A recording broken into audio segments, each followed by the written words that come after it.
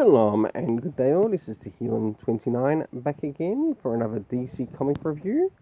I've planned to do this in two parts, so tell me which part this video was made, whether it's part 1 or part 2.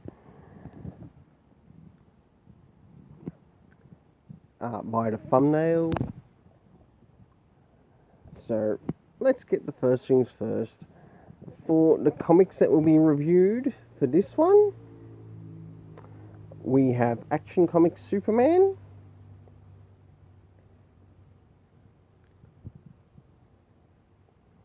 and Detective Comics Batman. I will not be reviewing the backstories, so time to get things started as we begin with Action Comics Superman issue 1038. So, starting off with the front cover. Does this cover in any way, shape or form connect to something that's happening inside of the story? Sure enough, it does. To which I give this cover a 7.5 out of 10. I'll now show you some of the internal art as well as show you some of the things that are happening in regards to the story before I move into the art rating. So here we are at the beginning, and of course we've got Superman getting quite a whooping from Mongol and his men.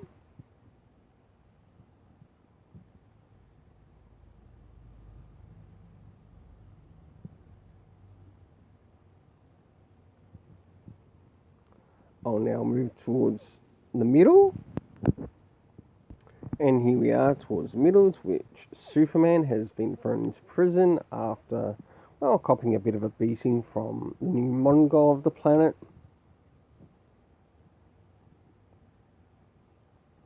And basically meeting some of the inmates.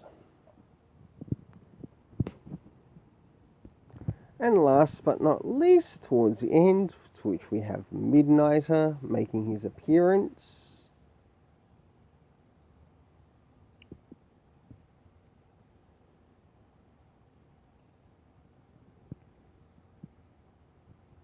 And what he can do to help the situation. For the internal art of this, I decided to give it a 7 out of 10. Now it's time to jump into the story. So first things first, did we get any references to any previous comics connected to this run? No, we didn't. But did it affect the rating? Not all that much. In regards to the area of time, we had the appearance of Later and also That Night, to which it took part in areas, one I think a little bit after the beginning, and That Night, of course, around the midway point. Of course, the location being Warworld, and of course, the key areas that were visited were the prisons, and last but not least, the arena. The cast of characters consisting of Superman, Ermac, Leah, Mongol, Kao Jer, who was actually seen in the prison. We also had the appearance of Krill Ux, and of course Midnighter. Overall, I gave this story a 7 out of 10. You might want to check it out for yourself. I'll now jump into reviewing the issue of the Detective Comics Batman. So finally moving into the aftermath of the Fear State and the building into the Arkham Tower saga by Mariko Tamaki. Let's see how she went with the story, rating, and also the cover, including the art. So, first things first, with the cover, does this cover in any way, shape or form connect to something that's happening inside of the story? It does in part, but I felt like it lacked a little bit, to which I gave the cover a 6.5 out of 10. I'll now go to moving the internal art. I will not be covering the backstory. And here is some of the art around the beginning of the story.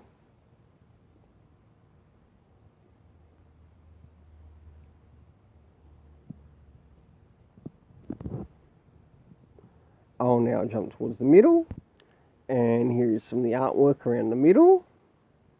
And of course we've got Huntress there and Spoiler.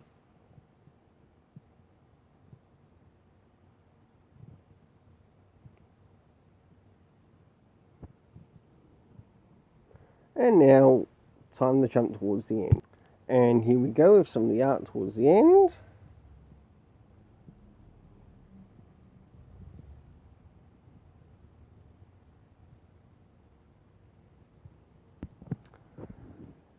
Alright, for the internal art, I gave it a 7 out of 10. Now it's time to move into the story rating and how I rate the parts of the story. First things first, did we get any comic book references? And surprisingly, we did in this issue. But did it also affect the story? Or the story rating? A little bit, but not a lot. We had a comic book reference to the Huntress Secret Files, which I have actually read. Moving into the area of time, none of that was actually brought up in the story, though it wouldn't have hurt to have included it in the story.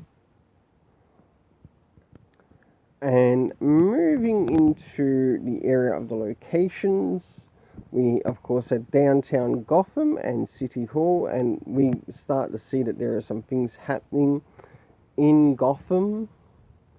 And yes, there are people starting to fear of the Bat, or at least the Bat and some members of the Bat family. And there also seems to be something else happening on behind the scenes. And I'm not too sure if they're cyborgs or not, but they're very, very intriguing in the story. And I'm wondering if they're going to play out in the next story. In other words, what happened to some of the other tech that connected to the magistrates that is going to be brought over to the Arkham Tower series?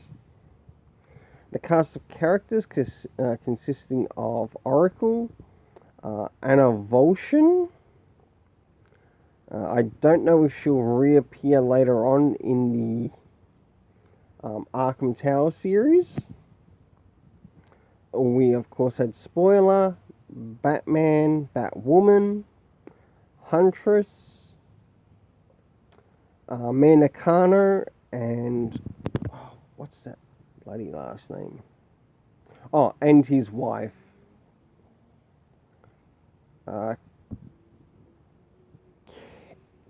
Kabuki, I think. No, it's not Kabuki, but it started with a K, ended with an I. I do apologise, my bad writing skills. But overall, moving into the rating of the story, I gave it a 6.5.